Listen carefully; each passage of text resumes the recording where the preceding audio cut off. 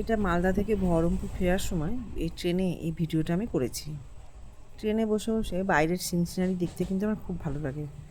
আশা করি এটা সবারই ভালো লাগে, শুধু আমার নয়। আর এই যে আমি আর আমার মেয়ে দুজনেই দুটো জানলার ধার পেয়ে গেছিলাম সৌভাগ্যক্রমে। রিজার্ভেশন হয়েছিল আমাদের শেষ পর্যন্ত, প্রথমে পাচ্ছিলাম না, কিন্তু শেষমেশ রিজার্ভেশন হয়েছিল। আর সৌভাগ্যক্রমে দুজনে দুটো জানলার ধার পেয়ে গেছি। চলে এসেছি আমরা ফারাক্কা ব্যারেজের উপর। ফারাক্কা ব্যারেজ থেকে গঙ্গা দেখতে খুবই ভালো লাগে, কিন্তু দেখছেন ওই দূরে সাদা যেটা দেখাচ্ছে পুরো চড়া পড়ে গেছে, পুরো বালি। মানে এতটাই জল শুকিয়ে গেছে, এবং পুরোটা আমার ক্যামেরাতে অতটা ভালো করে ধরতে পারিনি ক্যামেরায়। অনেকটা জায়গা এতটাই চড়া পড়ে গেছিলো যে দেখে মনে হচ্ছিলো যেন মরুভূমি। আর এই যে ফারাক্কা ব্যারেজের যে গেটগুলো যেখান থেকে জলটা পড়ে, খুবই কম পড়ছে, অনেকটা পড়ে। এটা দেখতে আমার ভীষণ ভালো লাগে, এটা দেখার জন্য আমি বসে থাকি। আশা করি অনেকেই বসে থাকেন, কিন্তু এখন দেখছি দেখুন প্রচুর শুকিয়ে শুকিয়ে গেছে। এখন এইবার দেখলাম জল অনেকটাই কম।